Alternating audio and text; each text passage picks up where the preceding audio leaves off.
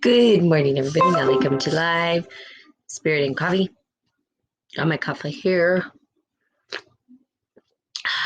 Yummo. So good. Okay, so let's get started.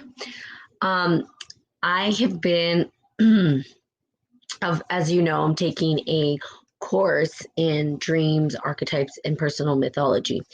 Part of looking at that particular, good morning, is that what? Part of that particular piece of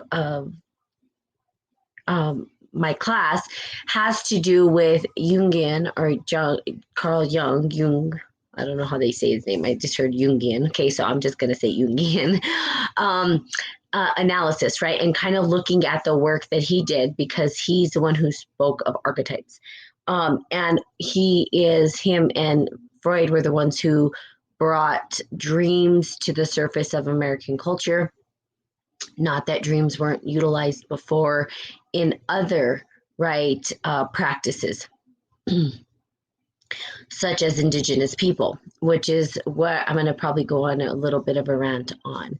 And part of reading into what Carl Jung was talking about in terms of his research were something called the complexes, right? And what are complexes? Well, prior to this, and I think that typically individuals will say, complexes could be seen as demons or entities that sort of possess us or take over, and sort of looking at that. So trying to understand how that relates to my life, right? Because again, spiritual alchemy, spirit and coffee is about the practical use of esoteric wisdom. So if we are looking at a particular concept or a particular model or construct, we ask ourselves, how does this apply to my life? How does this have an impact to the internal psyche or to the understanding of who I am and how I function in the world? And those are the bigger questions, right? And so we utilize the information in order to support us so that we can then become better human beings, so that we can then be in an altruistic state of mind, which is an ego construct, is what I'm understanding Carl Jung said. Now, do I agree with all of the stuff that was stated? Not necessarily.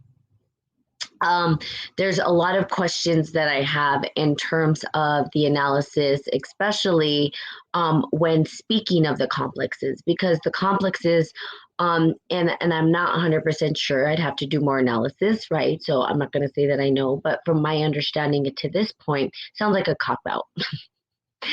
And I could be incorrect, right? When we talk about ego development and the development of a person, and how the ego is developed. Now, again, the ego being sort of this protective layer that sort of wards off this energy or these traumatic events. That's what the ego, again, does. It's almost like a protective shield or layer, is kind of what I see it as, or what I think, was trying to say that it was. It's almost like this shield. Now, of course, I'm going to have to talk to my professors because I need to understand this completely, fully, and wholly.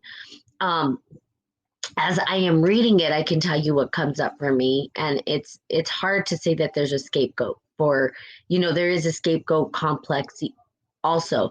But I also feel like it doesn't allow the individual to take personal responsibility. Oh, I was just possessed by this, or I was possessed by that.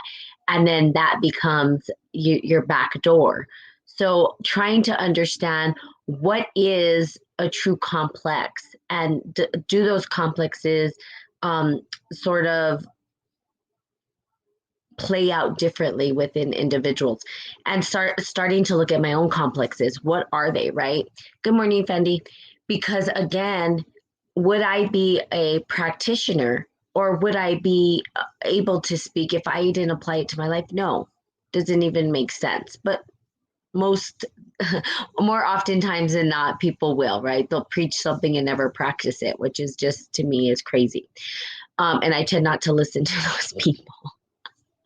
Maybe that's a complex right there. So good morning, Apostle Jonathan. So looking at the complexes and trying to understand what is a complex.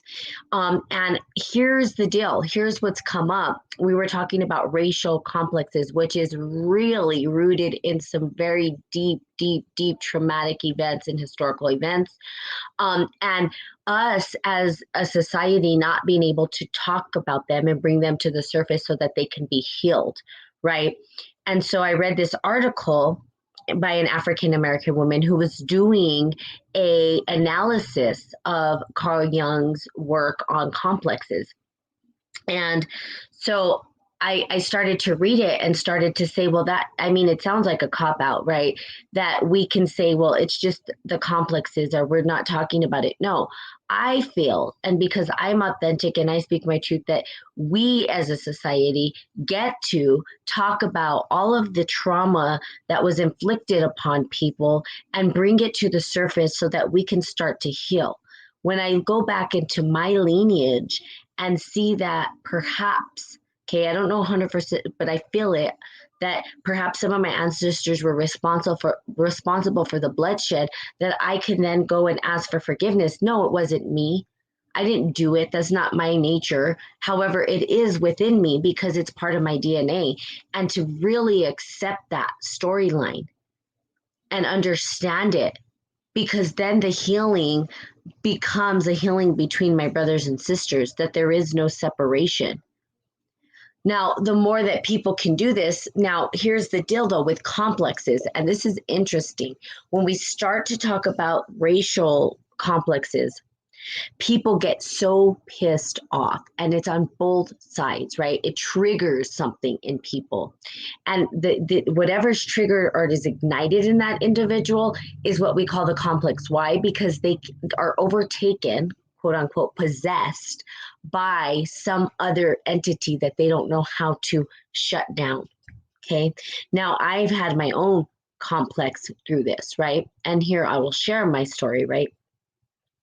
There was a point, right, that when I went to, I was in a meeting and there was a white man who was trying to shut me up, trying to tell me to shut my voice down. And I thought, well, is it because I'm a Latina? That it's he thinks that it's okay, or is it because he's a male and he thinks that it's okay that he overtalks me and that I have no voice in this situation? And for me, it was a trigger, a button. Did I handle it the exact way that I would have chose to? No, but I practiced and I allowed the energy to flow through me, right? Because there's some trauma there, right? When it comes to women of color talking to a man who is white. So we talk about this privilege, but people get um, so uh, they get so upset about it, right? They're not ready for the conversation or dialogue, and it becomes their complex and their trigger.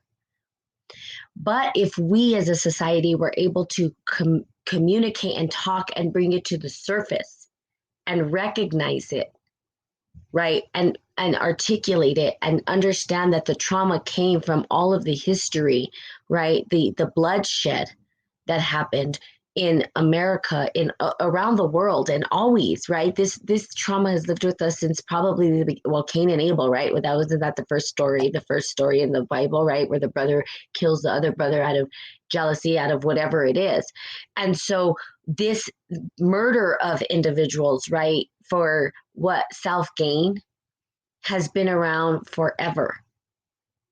And now we're in a time where people are so ingrained in the complex that even talking about it becomes this touchy feely subject. For me, I just look at my own. Okay, it's not good to speak like that with white men. Yeah, exactly. It's frowned upon, right? And I don't care. It's my trigger, and I'm going to tell you it's my trigger, and I'm going to speak up. I'm not going to shut my voice down. Now, here's the deal, though.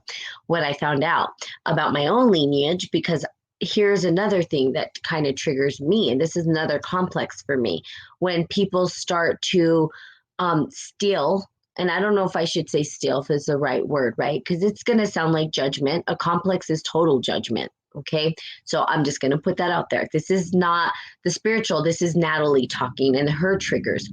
When people go to native cultures and steal their ceremonies for their own without really knowing the ceremony, or it being totally shared with them through an elder and taught in proper format.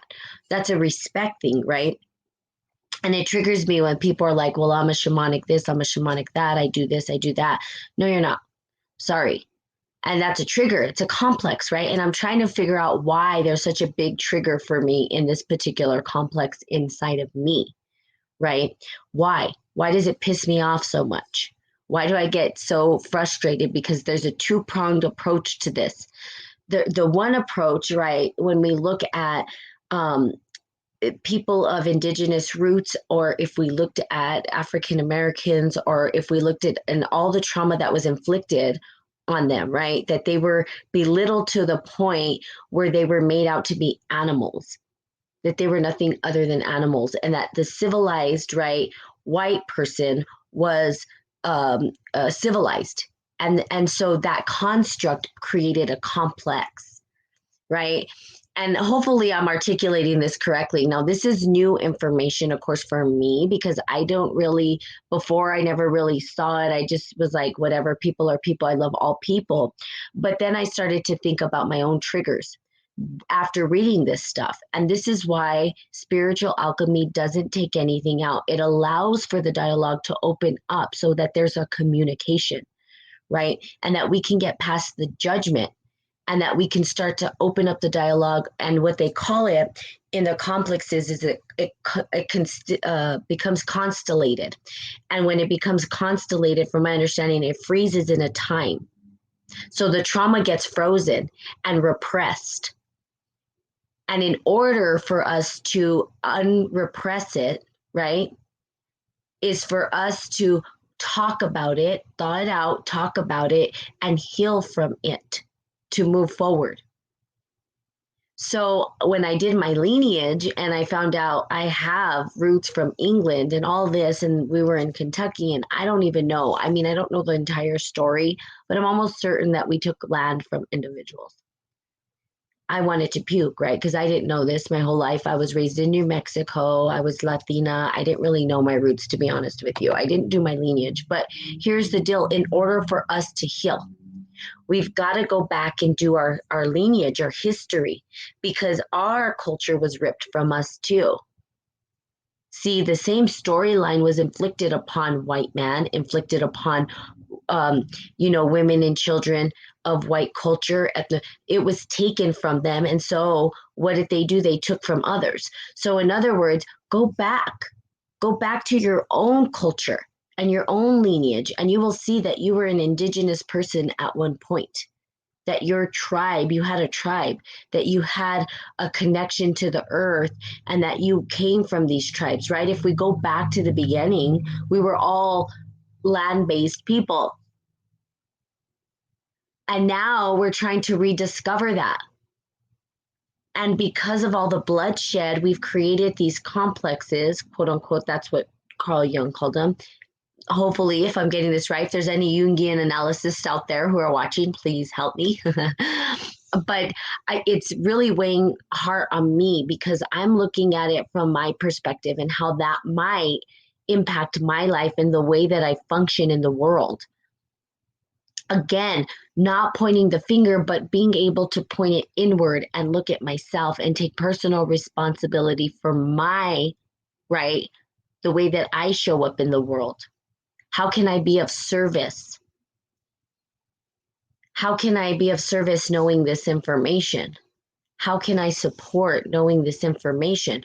Well, I think part of it is speaking about it without having to feel judged, because I know me and it's coming from me. This is not a point the finger. I know that there was trauma in my historical past. I understand that. So I say, I forgive and I'm sorry, and I'm going to do better. How? Right? By asking for forgiveness and recognizing the wrongdoing. But instead of that happening, people are not going back to heal the past, and they're just stealing from, and I don't know if it's stealing is the right word, they're taking from other cultures because they're trying to grasp onto that, the roots of where they came from.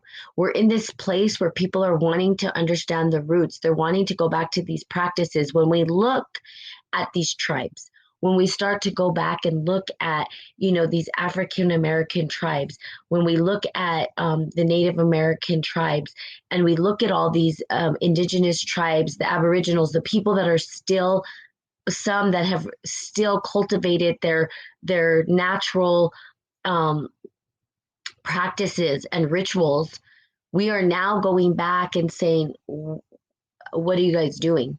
And now we want a piece of it. Why? Because we understand that they are the protectors of the world. They've kept their rituals in place to protect the mother, to protect this planet. That there's a responsibility there. There's a responsibility on our end.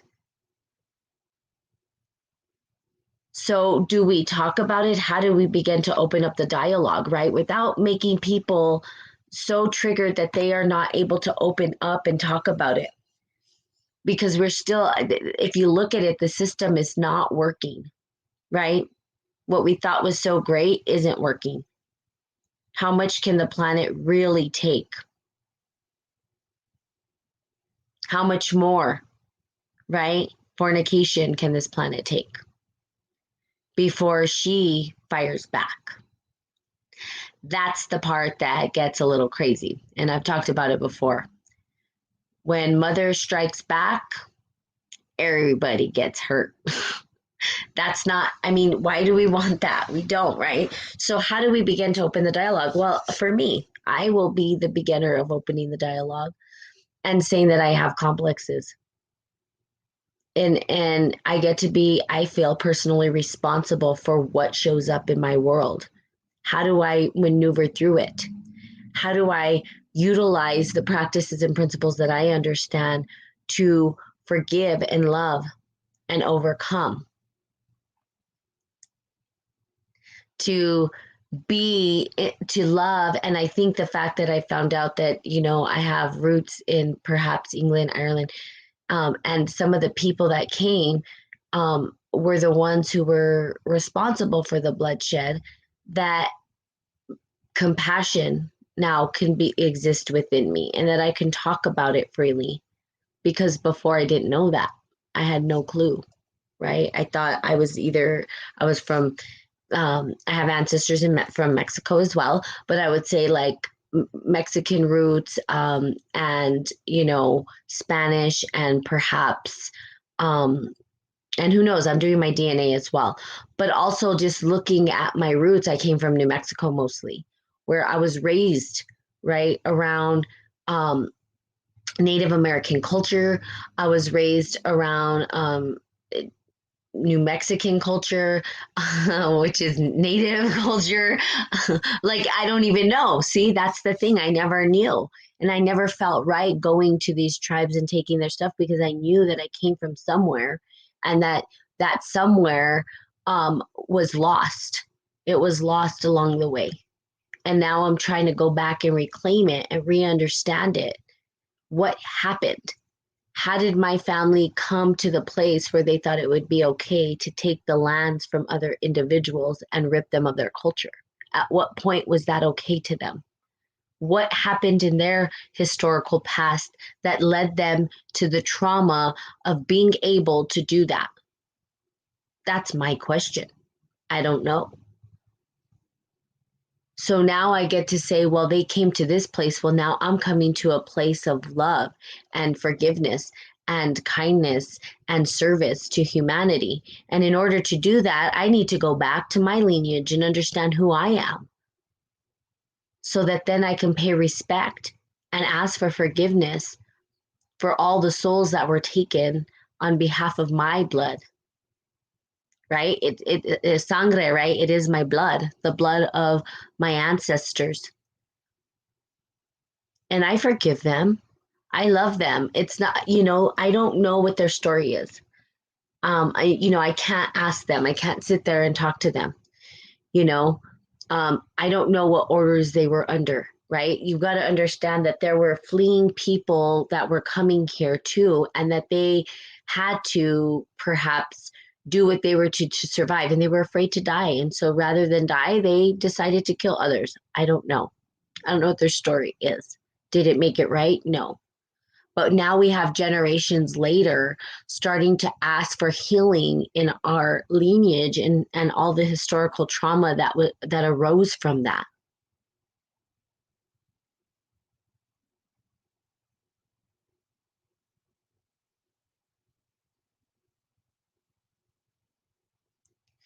So crazy how things work out. And interesting that, I'm starting to go into these complexes and try to really understand what they mean in my world. Now, this is shadow work. This is part of shadow work, and it's deep work. It's deep because it's sort of like, from my understanding, and I'm not 100% sure that I believe it. I don't know, because from my own world and my own universe, you know, I don't know how it could apply, but really what Jung says, right, is that it the complexes overtake the ego. And the ego then doesn't have free will to choose, that it gets possessed. And that's where they talk about people who have been possessed by demons, blurred out things. That's where these quote unquote mental illnesses come in. And I don't think they're mental illnesses, where they say that individuals are schizo, or all these things like that they've labeled, right, clinically. When other tribes had saw it as them speaking to, right, speaking to these entities and able to communicate and learning how to hone in on that skill. Where this is saying the complexes come in and overtake the ego, and the ego has no will to. It's like you feel like you're possessed, right? You just become this whole other person, and they're like, who are you? What is this what's going on here? And then you're like, I don't know what happened to me. Something just took over, but you couldn't stop it from happening. So that is a complex, right? Where there's this big, huge trigger, or you're pushing buttons of someone, and you know how to sort of tilt their ego off to the side. Now, the ego itself is, according to Jung, again, is this. When we have a healthy ego, right, the ego is the function to help us choose what we feel is free will. And it sort of creates a personality within us that sort of protects us in some ways. So everybody's got an ego. Okay. So it's just an interesting new way to look at the world and to sort of dissect it and understand it. It also, I think, allows, again, for a dialogue to open up and to really start to look at these things that were frozen in time, like the historical traumas that were frozen in time. Good morning, PPG. Good morning, Tina. I don't know if you're still here, but cheers to you.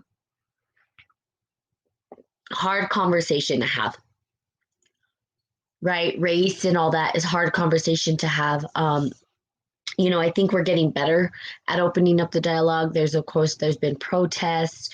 There was Black Lives Matter, all this stuff that surfaced. And why did it surface? Well, it surfaced because it's been so frozen in time, the trauma, and repressed, that eventually it's going to come out. Now, if we took ownership of our own, right, complexes, if we looked at our own complexes and started to take personal responsibility for them, we start to heal and really, really be looking at them. There's a complex I get so for me, it's like a trigger when people don't know where certain things come from. It's like, do research, right? And is that my business? No. Who gives a shit? It's not my business. But there's a trigger there. Why? Because it's a complex. Why? Because it is. Because there's this collective piece of work that we have done on ourselves as a human race. We have done a number on ourselves. Good morning, Ode. We've done a huge number on ourselves. And, we've tricked ourselves, and all we've done is hurt our own selves. Really, that's what's happened. We've hurt our own selves. And now we're trying to figure out how to fix how we hurt ourselves.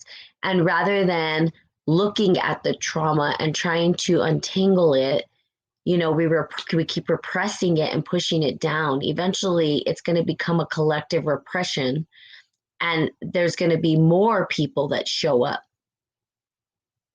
And it's going to get bigger and bigger and bigger until it's addressed. I mean, that's really what ends up happening.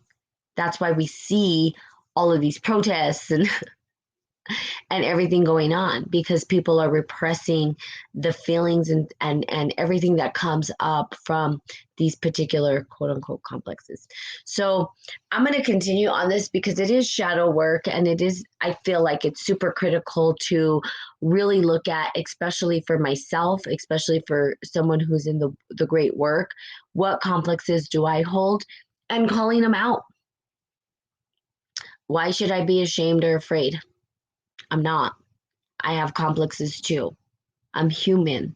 That's what happens in this human psyche. No one escapes it, but very few will actually admit it. Because why? Because of judgment, because we're afraid that people are not going to like us. We're afraid that we're not going to be part of the cool crowd, or we're afraid that we'll be exposed and we're going to be looked at as evil, terrible people, or we're going to, instead of just talking about it so that we can bring it to the surface and so we can heal it.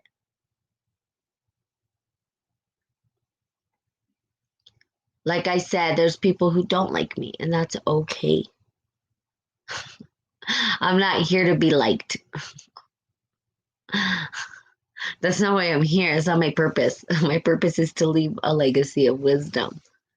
And sometimes when you're leaving some wisdom, it triggers people, right? It's like, no. And that's okay. It's not for everyone. Just like Spirit and Coffee is not for everybody, right? It's not. If it was, everybody would be here. It might be for one person. I think I have one person on here. I don't know who it is. Good morning on Facebook. Whoever's on here, say good morning. Or the one person on the podcast, right? It's not for everybody. This is not about like a popularity contest. This is about giving people real life shit. Like, what is real? I mean, it's cool. It's cool to go into like, be distracted by all these other things, but there's some real deep work that gets to be done. And the ones who are willing to do it, right? The great healers of the world, which I love, right? We're the healers of the world. We're the ones who are like, we're ready to like take the hit so that we can heal, right? And it starts with self-healing and recognizing how you relate to the larger scope of the world. And when you do that and you're like, okay, how does this impact me? And is it impacting me? Just being authentic with yourself, even if no one else. Like, I speak freely on Spirit and Coffee, but you don't have to get up and speak on a whole podcast about your complexes. You could just write them down to yourself. Just be honest. What are my complexes? What triggers me? How do I feel about this? What about, and then look at that and just be honest with yourself. If you can't be honest with yourself, wow. That's all. I'm just going to say that. If you can't be honest with yourself, you can't be honest with anyone else. That's sometimes the hardest thing to do, is to be honest with who we are. Even the parts of us that seem dark and dingy and all that good stuff. I just call it out. Like, someone will say, well, you're this. And I'm like, yeah, I probably was.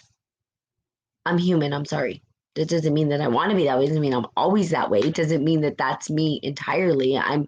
But yeah, I'm not perfect. I'm perfectly perfect in my own right, but I make mistakes, right? So we're all just human having this experience. But if we can really dig deep into our psyche and really understand the construct of the things that trigger us and push our buttons, and really take a look at it, we have an opportunity to heal it and then open up the dialogue for healing. And I can tell you right now that that's already happened. I believe I've shared it already. I was talking to a friend, and I've talked to a couple of people about what my ancestors may have done. I'm not trying to hide it. I didn't do it, but I did. I didn't do it, but I did do it, right? Hi, Rowie.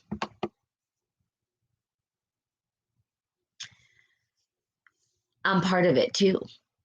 And then because I'm mixed with all kinds of different bloods, right? It's the battle is inside of me, as within, so without. There's two heads here because we're looking at the Eurocentric, we're looking at how they've colonized and all the bloodshed and all the hurt. And part of my family is a part of that. So it lives within me. But the ones that were being inflicted lives within me too. So I have battles going on inside, right? Those are the battles that I'm looking at and saying, how does this apply to the bigger scope of the world? There's battles going out on the external because people are battling internally, and it's happening in the unconscious mind, and it's showing up in the consciousness, and people are like, how did we get here? How did we get to a person who thinks that it's okay to just go shoot up a bunch of African American people? Vice versa, how did we get to a point where somebody thinks it's okay to even shoot any human being? That's why, because we're conflicted internally. So it's looking at the internal conflict and being able to communicate it. When we get into the throat chakra, we communicate it with clarity. We can open up the dialogue and start to heal. If we don't, we hold it in. And if this complex trigger possesses an individual to the point that the ego has no control, they act out in crazy ways, in ways that we're like, whoa, what happened? How did this person think it was okay to put a bomb on themselves and blow up people of color? Anyone, just people of color are people that are not within their tribe. That's why. Because there was no communication. It was held internally, and there was no outlet to speak about it, to talk about it. There's other reasons for it, obviously, too. Sometimes people have the idea that they're saving their race or whatever it is, right? That's going on in a person's in mind or psyche or whatever. So, but for you, and because you guys are powerful beings, obviously, so cheers to you, powerful beings. Beings, not beans, beings, okay? Not beans. Um, so you guys have the power to do this. To really kind of look at what are your complex, how is your complex, how are your buttons being pushed, and then how do we open up the dialogue for healing within ourselves, because there's an internal conflict, and how do we recognize the internal conflict that's happening within so that we can heal without. Okay, and that's what I'm looking at. Again, my complex is coming up left and right and me questioning them. Now, another thing that he did say, and I don't know how true all this stuff is for myself yet. I'm still engaging it to see what is real for me and what is not real for me. Again, if you hear information, just because he was Carl Jung doesn't mean he was all knowing. He wasn't. He just talked from his own perspective. So I apply their perspective to my life, and then I'm like, no, that doesn't work. Yeah, that kind of makes sense. Oh, okay, I get this. This applies to my life.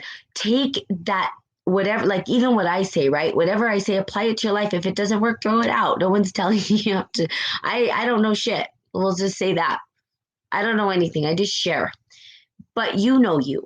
And that's the purpose of Spirit and Coffee, for you to get to know you, to wake up, to understand yourself. In order to do that and to be honest with who you are as an individual, you have to apply what people say and see if it works. And if it works, you're like, yes, score. If it doesn't work, you're like, throw it out. It doesn't work. Right? This is not like written in stone that you have to do this, but look at it. Look at your complexes. Can you open up the dialogue? Can you find a healing opportunity for yourself within the dialogue? Can you look at it and say, wow, how can I use this to better myself, to better humanity, to better my children, to better next generations, to heal the past, to all these things, right? That's what Spirit and Coffee is about. Good morning, Roberto. So really looking at how do we heal the lineage? How does that look? Acceptance, right? Acceptance and really saying, okay, I'm going to work with this energy. But you guys are powerful enough. Now ask yourself, and a question you can ask yourself is, how am I in conflict with myself? If I go back to my lineage and my history, what really happened? Because whatever happened lives in you, and whatever's in you is at war, at conflict. You're conflicting your triggers, you're conflicting your DNA historical traumas that are stored in this collective psyche, collective unconscious, frozen in time, and then boom, they live in you. So how do we heal it? So then opening up the dialogue, right, and recognizing it and facing it. But again, that's again shadow work. It's facing our demons, our own personal demons, right? And saying, wow, how do I work with this? Now, he said that they don't change. That was what the point I was getting to. He said that the complexes don't change. Like you can't, there's no moral ethical code for you to say, hey, you should be different. So it's kind of like this gives us a better way to describe kind of psychopath, sociopath, like all the clinical diagnosis that forget it. Anyway, I personally believe something else is going on spiritually, but let's talk from a clinical perspective. And I'm definitely not a clinical person, but we would say that, you know, someone with a psychopath is possessed, right? Or has a complex, maybe that they're possessed by that the ego function isn't there to get them to even recognize that what they're doing is wrong. So you can never change it. You can never make it something it's not. In other words, you can never convince a psychopath not to be a psychopath. It's never going to happen. They're always going to be that way. That's who they are. Because maybe they're possessed by this particular energy, and that energy doesn't change. It has no moral code or ethics. Okay, that's an example. I'm not saying that that's how it really is, but I'm just giving you an example so that you understand that that's what he said. The complexes don't change; they take over, and that's that. And that there's no way of, you know, telling them, hey, you should be moral, you should be good. You know, it's like, you know, it's like telling the character of the devil, right? And I'll just say the character of the devil to be, you know, not be demonic. Don't be demonic. Be good. And I'm going to teach you how to be good. But inherently, or it's not even an inherent thing, but it's just that's what it is. Its function is just that. There's no changing it or giving it morals or ethics. That's what he said. Okay. So I'm not saying that came from me. I'm saying that's how I understand the works that I'm reading. Now go out and read it yourself because, again, I'm not an expert. I'm just learning this stuff. That's just what I interpret it as. So I have a lot of questions for my professors, just so you guys know. And I will give you guys the answers as soon as I know them. At least from my own understanding, right? So go out, look at your complexes, ask yourself what triggers you, and ask yourself how you can work through it for the betterment of yourself and the betterment of humanity so that you can resolve the internal conflicts, which then externally resolves conflict. Okay, there you go. So have a beautiful, magnetic, magical, marvelous, miraculous Monday, and I will see you all tomorrow. Bye bye.